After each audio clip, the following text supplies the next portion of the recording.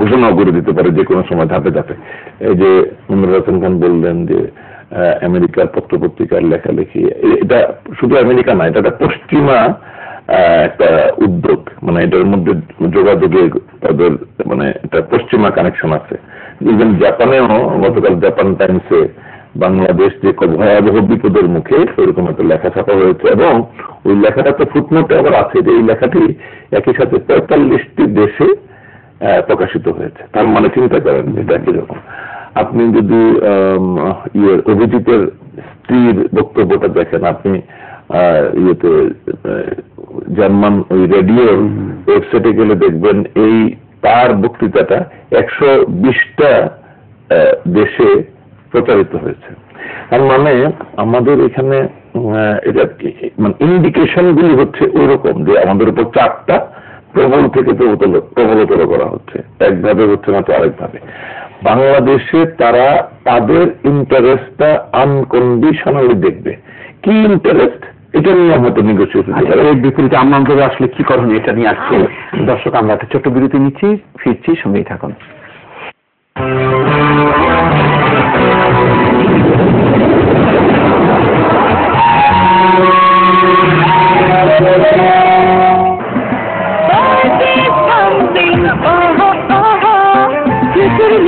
উঠলে যেন সবই লাগে সুখময়, সময় অসময় হয়ে যায় প্রথময়। Boss is breaking, aha, aha. Heel is breaking, oh, oh, oh.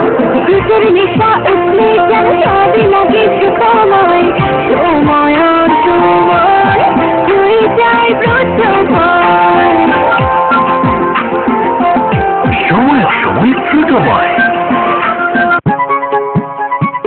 এখন 100 টাকা লেনদেন করো, বিপদে পড়বা। ডাচ বাংলা ব্যাংক দেখে মোবাইল ব্যাংকিং আনছে, শুধু এখান থেকে সেখানে টাকা পাঠানোর জন্য না, সব ধরনের কেনাকাটা, বিল পরিশোধ, রেমিটেন্স ছাড়াও সাধারণ মানুষের ভাগ্য উন্নয়নের জন্য।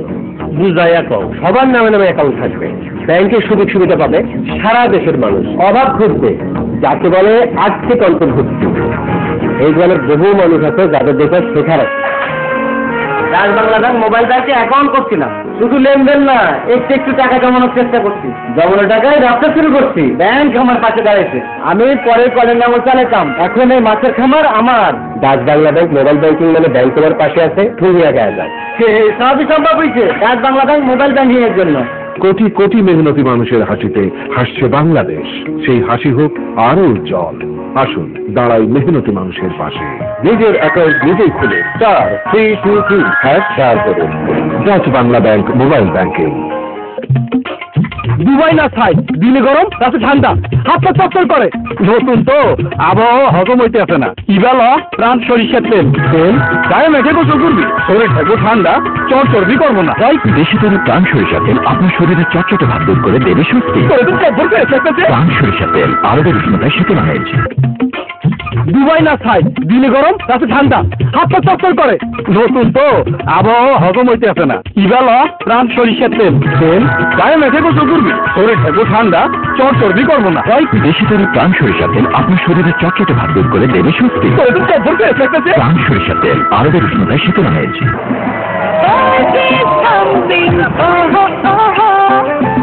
নেশা উঠলে যেন সবই লাগে সুখময়, সময় অসময় হয়ে যায় প্রথময়।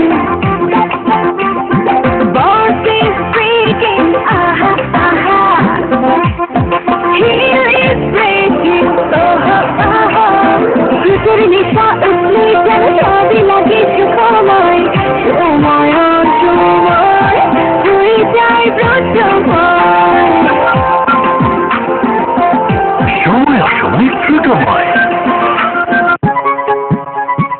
এখন 100 টাকা লেনদেন করো, বিপদে পড়বা। ডাচ বাংলা ব্যাংক দেখে মোবাইল ব্যাংকিং আনছে, শুধু এখান থেকে সেখানে টাকা পাঠানোর জন্য না, সব ধরনের কেনাকাটা, বিল পরিশোধ, রেমিটেন্স ছাড়াও সাধারণ মানুষের ভাগ্য উন্নয়নের জন্য। বুঝাইয়া কও, সবার নামে নামে অ্যাকাউন্ট থাকবে, ব্যাংকের সুযোগ সুবিধা পাবে সারা দেশের মানুষ, অভাব খুঁজবে, যাকে বলে আর্থিক অন্তর্ভুক্তি। এই গ্রামের বহু মানুষ আছে যাদের দেখে শেখার আছে। ডাচ বাংলা ব্যাংক মোবাইল ব্যাংকে অ্যাকাউন্ট করছিলাম। শুধু লেনদেন না, একটু একটু টাকা জমানোর চেষ্টা করছি। জমানো টাকায় ব্যবসা শুরু করছি। ব্যাংক আমার পাশে দাঁড়িয়েছে। আমি পরের কলের নাম চালাতাম, এখন এই মাছের খামার আমার। Dutch Bangla bank mobile banking মানে ব্যাংক তোমার পাশে আছে, তুমি আগে আসা। সবই সম্ভব হয়েছে Dutch Bangla bank mobile banking এর জন্য। কোটি কোটি মেহনতি মানুষের হাসিতে হাসছে বাংলাদেশ। সেই হাসি হোক আরো উজ্জ্বল। আসুন দাঁড়াই মেহনতি মানুষের পাশে। নিজের অ্যাকাউন্ট নিজেই খুলে *323# করুন। Dutch Bangla bank mobile banking. Dubai না ছাই, দিনে গরম রাতে ঠান্ডা, হাত চচ্চর করে। নতুন তো আবহাওয়া হজম হইতে আসে না। ইবাল প্রাণ সরিষার তেল গায়ে মেখে গোসল করবি, শরীর থাকবো ঠান্ডা, চর্বি করবো না। বেশি করে প্রাণ সরিষার তেল আপনার শরীরে চটচটে ভাব দূর করে দেবে স্বস্তি। প্রাণ সরিষার তেল আরবের উষ্ণতায় শীতল হয়েছে। চুচুর নেশা উঠলে যেন সবই লাগে সুখময়, সময় অসময় হয়ে যায় প্রচময়। Boss is breaking, aha, aha. Here is breaking, oh, oh, oh. চুচুর নেশা উঠলে যেন সবই লাগে সুখময়, সময় অসময় হয়ে যায় প্রচময়। সময় অসময় সুখময়। দুবাই না ছাই, দিনে গরম রাতে ঠান্ডা, হাত চচ্চর করে। নতুন তো আবহাওয়া হজম হইতে আসে না। ইবাল প্রাণ সরিষার তেল গায়ে মেখে গোসল করবি, শরীর থাকবো ঠান্ডা, চর্বি করবো না। বেশি করে প্রাণ সরিষার তেল আপনার শরীরে চটচটে ভাব দূর করে দেবে স্বস্তি। প্রাণ সরিষার তেল আরবের উষ্ণতায় শীতল হয়েছে।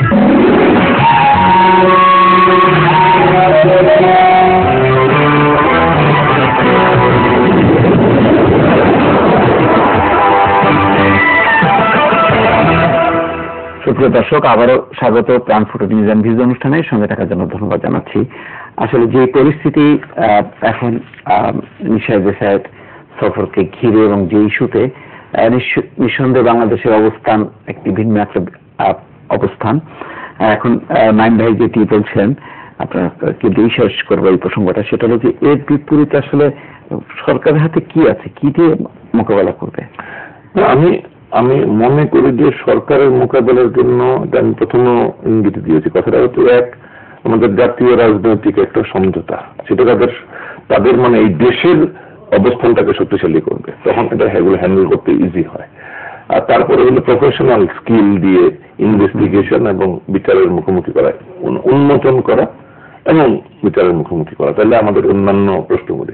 তারপরে তো স্ট্র্যাটেজিক, আমাদের এখানে তো ধর্মভিত্তিক যে কোনো উগ্রবাদিতা কিছুটা প্রশ্রয় পেয়ে যায়, কারণ আমাদের এখানে ধর্মভীরু মানে ধর্ম পালনকারী মানুষের সংখ্যা প্রচুর, মানে খুবই প্রবল ভাবে আছে ধর্মের প্রতি অনুরক্ত। ওইখানেই মার্জিনালি এটা হয়ে যায়, মানে গ্রে এরিয়া তৈরি হয়ে যায় যে মানুষ তারা ধর্মীয় উগ্রবাদী, তারা আড়াল করে ফেলতে পারে নিজেদেরকে ওই গ্রে এরিয়াটার মধ্যে, যে ধর্মীয় ভাবে ধর্মভীরু এবং ধর্মীয় উগ্রবাদী একটা জায়গাতে গিয়ে ওভারল্যাপ করে।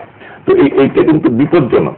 বিপজ্জনক হইলে আপনাকে ধর্মীয় স্ট্র্যাটেজিটাও ব্যবহার করতে হবে, ধর্মের ব্যাখ্যা, ধর্মীয় মানুষজনকে কাছে নেওয়া, তাদেরকে বোঝানো যে ধর্ম এবং অসাম্প্রদায়িকতা কিভাবে আমরা একসাথে বাংলাদেশের মানে নীতি হিসেবে আমরা কিভাবে শক্তিশালী করতে পারি ইত্যাদি। তো এগুলি স্বল্প মেয়াদী, মধ্যমেয়াদী, দীর্ঘমেয়াদী অনেক রকম কৌশলের ব্যাপার আছে। আমাদের শিক্ষা ব্যবস্থার গুণগত পরিবর্তনের ব্যাপার আছে, সেখানে মাদ্রাসা শিক্ষার মধ্যে আবার দুইটা ভাগ, একটা ভাগ খুবই বিপজ্জনক ভাবে সরকারের কোনো মনিটরিং নাই, তাদের এখানে কি পড়ানো হয় না হয়। আপনি যদি সিঙ্গাপুরের ঘটনাটা দেখেন, যেটুকু জানা গেছে যে তারা একটা মসজিদে যে ধরনের শুনতে যেত, এগুলি পাকিস্তানি প্রভাবিত মসজিদ। এখন খুব সরল ভাবে হয়তো সেখানে গিয়ে যুক্ততা, তারা যে ওইখানে কোনো সন্ত্রাসী কাজ করেছে তা না, কিন্তু তারা এখন সন্দেহভাজন যে ওইখানে তারা ওই মেলামেশার ধরনটা দিয়ে। এর আগেও কিন্তু সিঙ্গাপুর থেকে আরেকটা পাঠানো হয়েছিল, মানে এই না যে তারা ওইখানে কোনো ধর্মীয় সহিংস কার্যক্রম করেছে, বা তাদের মেলামেশা কথাবার্তা থেকে মানে সিঙ্গাপুরের পুলিশ মনে করেছে তাদেরকে ফেরত পাঠিয়েছে। এবং ইন্টারেস্টিং ব্যাপার হচ্ছে এর আগের ব্যাচের মধ্যে 12 জনকে কিন্তু পরে বেইলও দেওয়া হয়েছে, কারণ তাদের বিরুদ্ধে বাংলাদেশে কোনো পাওয়া যায়নি। কিন্তু এই ক্ষেত্রে আবার সতর্কতার ব্যাপার হলো, আপনি জানেন যে বাসেলসে যে 2 জন ওই ঘটনাটা ঘটিয়েছিল তাদের ব্যাপারে কিন্তু তুরস্ক আগে ইনফর্ম করেছিল তাদের বিরুদ্ধে অভিযোগ আছে। কিন্তু যেহেতু ওই অভিযোগটা ছিল ক্রিমিনাল অভিযোগ, মানে ক্রাইম রিলেটেড অভিযোগ, সন্ত্রাস রিলেটেড না, এই জন্য তাদেরকে এভাবে করা হয়নি। তো এই জায়গাগুলিতে আর একটু সতর্ক হওয়ার ব্যাপার আছে। সুতরাং একদিকে রাজনৈতিক সমঝোতা, গণতান্ত্রিক সাম্প্রদায়িক সকল শক্তির মধ্যে একটা সমঝোতা, তারপরে হলো প্রফেশনাল দক্ষতা দিয়ে এইগুলিকে মোকাবেলা করার যে জাতীয় পরিকল্পনা, জাতীয় স্ট্র্যাটেজি, এই দুটোই আমি সমাধানের পথ বলে মনে করি। সেটা তো কিন্তু প্রথমটা তো খুব মানে অসম্ভবই এখন আছে, দ্বিতীয়টা দিকে সরকার জোর দিতে পারে। আপনি কি মনে করেন? সব দিক দিকেই কাজ করতে হবে, কারণ চক্রান্তটা কিন্তু সব দিক থেকে হচ্ছে, আন্তর্জাতিকভাবে হচ্ছে, দেশের ভেতরে হচ্ছে, অর্থনৈতিক ক্ষেত্রে, সামরিক ক্ষেত্রে, রাজনৈতিক ক্ষেত্রে, কূটনৈতিক ক্ষেত্রে, বিভিন্ন ক্ষেত্রে কিন্তু হচ্ছে। এখন দেখেন বিভিন্ন দেশের মিডিয়াগুলিতে যে প্রচার হচ্ছে, এত অপপ্রচার বাংলাদেশ সম্পর্কে, বাংলাদেশের একটা ইমেজ দাঁড় করানো হচ্ছে যে এখানে আইএস এবং এরা খুবই অ্যাক্টিভ এবং একটা বিপজ্জনক পর্যায়ে, একটা বিপর্যয়ের জায়গায় চলে যাচ্ছে, এই একটা ইমেজ কিন্তু প্রচারের মাধ্যমে, নজরুল ভাই যেটা বললেন আর কি, এই প্রচারের মাধ্যমে এটা কিন্তু হচ্ছে আর কি। এই প্রচারণার সাথে আমি তুলনা করতে চাই ইরাক সম্পর্কে। প্রচারণা কিন্তু দীর্ঘদিন ধরে শুরু হয়েছিল, উইপন্স অফ মাস ডিস্ট্রাকশন, গণবিধ্বংসী অস্ত্রের নাকি ইয়ের কাছে আছে, যেটা এখন প্রমাণিত যে কোনো এই ধরনের সম্পূর্ণটা মিথ্যা। এই মিথ্যা প্রচারণা করে ইরাকের একটা ইমেজ ক্রিয়েট করা হয়েছিল, পরিস্থিতি ক্রিয়েট করা হয়েছিল, এবং সেটার সুযোগ নিয়ে তারা কিন্তু ইরাকে যে হামলা করলো আমেরিকানরা। আমাদের বাংলাদেশের বিরুদ্ধে এই ধরনের একটা ইমেজ ক্রিয়েট করার চেষ্টা করা হচ্ছে। এখন এখানে আমাদের দেশের ভেতরেও এখন সেই দিকে ধরেন হাসিনা সরকার বা বাংলাদেশকে আইসোলেট করার জন্য একটা চেষ্টা হচ্ছে আন্তর্জাতিকভাবে, দেশের ভেতরেও তাকে কিন্তু আইসোলেট করার চেষ্টা হচ্ছে, এবং সেটার সুযোগ যদি তিনি করে দেন বা সরকার করে দেন তাহলে কিন্তু এটা বিপজ্জনক। সরকারকে চেষ্টা করতে হবে, এখানে আমাদের বিভিন্ন রাজনৈতিক দলের মধ্যে অনেক ডিফারেন্স থাকবে, অনেক তর্ক বিতর্ক থাকবে, কিন্তু তা সত্ত্বেও এদের সাথে একটা ডায়ালগ চলতে হবে এবং এদের সাথে একটা সম্পর্ক হতে হবে। বিশেষ করে বাংলাদেশের এই সংকটজনক পরিস্থিতিতে, অবশ্যই আমাদের একটা পারস্পরিক আন্ডারস্ট্যান্ডিং গড়ে তুলতে হবে এবং সারা দেশের কাছে এবং বিশ্বের কাছে দেখাতে হবে যে বাংলাদেশ এই ব্যাপারে ঐক্যবদ্ধ আছে। একটু বলতে পারি যে ভারতের সম্প্রতি গত কয়েকদিনের ঘটনা, তারা কাশ্মীর সমস্যার ব্যাপারে নেভার গভর্নমেন্ট ওয়াজ অ্যালাউইং হুরিয়াতকে তারা কগনিজেন্সি নিত না। এত বছর পর তারা কিন্তু এখন বলেছে, এখন বুঝতে হবে হুরিয়াত হলো যারা নাকি পাকিস্তানের ফ্ল্যাগ নিয়ে প্রোগ্রাম করে, যারা পাকিস্তান জিন্দাবাদ বলে, যারা কায়েদে আজম মোহাম্মদ আলী জিন্নার ছবি রাখে তাদের ঘর বাড়িতে। ভয়ঙ্কর ব্যাপার কিন্তু কাশ্মীরের ভিতরে, ভারতের ভিতরে তারা এখনো পাকিস্তান জিন্দাবাদ স্লোগান দেয় যে কোনো মিছিল হইলে। এই হুরিয়াতের সাথে তারা বৈঠক করবে, মানে আলোচনায় বসবে। ভারত এই সিদ্ধান্ত নিয়েছে, মোদীর সরকার এই সিদ্ধান্ত নিয়েছে। তার মানে ডায়ালগের বাইরে কাউকে রাখা যায় না। তালেবানদের সাথে আমেরিকানরা এখন সমঝোতার কথা বলে, এটা কিন্তু ডেঞ্জারাস ব্যাপার। এটা অসাধারণ কথা বলেছেন আপনি, এই রেফারেন্সটা খুব উপকারী, যে ইরাকের ব্যাপারে যেমন ওয়েপন্স অফ ম্যাস ডিস্ট্রাকশনের অভিযোগ, হ্যাঁ, তাদের নির্ভরযোগ্য ইন্টেলিজেন্সের কথা বলে, এবং এটা কি আমেরিকাকে একা বলছে, তার সঙ্গে 5টা দেশ বলিয়ে সবাই মিলে যুদ্ধ করলো এবং সবাই মিলে দেখলো যে কিচ্ছু না। তো আমাদেরও এরকম আইএস কথা বলে বলে আমাদের বিরুদ্ধে একটা অ্যালায়েন্স করে ফেলবে, এবং পরে হয়তো দেখা যাবে 10 বছর পরে যে কিছুই না, কিন্তু তার আগে তো আমাদের ইকোনমি, আমাদের ভবিষ্যৎ সব ধ্বংস। আমি এই জন্যই সরকারকে বলি যে সরকার এটা দ্রুত একটা কৌশল নিয়ে নিতে হবে। এই জন্য যত দেরি হবে, আমরা যদি বেশি দেরি করে পাশ্চাত্যের মোকাবেলা করতে যাই, আমাদের খেসারত তত বেশি হবে। যত আগে, আমি কিন্তু সিরিয়াস, যত আগে আমরা এটা সুকৌশল নিব তত আমাদের খেসারত কম হবে। আর যদি শেষে গিয়ে সারেন্ডার করার চাইতে ধ্বংস হইয়া সারেন্ডার করার চাইতে আমরা তো তাইলে ভালো ছিল আমাদের সময় ডক্টর ইউনূসকে 10 বছরের জন্য ক্ষমতা দিয়ে দেওয়া, তাইলে সে আমেরিকার সাথে বরং আরো কম ক্যাজুয়ালিটি দিয়ে আমাদের দেশকে হয়তো মানে এগিয়ে নিয়ে যেতে পারতো। আমরা একটু অন্য বিষয়ে আসি। পুলিশ হচ্ছে কমিশনার একটি ঘোষণা দিয়েছেন যে ব্যক্তিগত গাড়িতে পুলিশ, ডিএমপি, সাংবাদিক, আইনজীবী এসব স্টিকার ব্যবহার করা যাবে না। ভাই আমি এটার পক্ষে, আমি জীবনে আমার গাড়িতে সাংবাদিক এসব লাগাই নাই, কোনোদিন না। মানে even when I was a reporter, কথা বললো আমি কেন লিখবো আমি সাংবাদিক? সাংবাদিক হিসেবে কি আমার কোনো প্রিভিলেজ প্রাপ্য রাস্তায়? এটা কিন্তু সন্ত্রাসী কাজে ব্যবহার হয়, এটা ওই চোরা কারবারের কাজে ব্যবহার হয়, এটা অবৈধ গাড়ি ব্যবহারে, যে গাড়ির লাইসেন্স নাই, কাগজ নাই, এগুলির সময় ব্যবহার হয়, এগুলি কিন্তু আমরা জানি।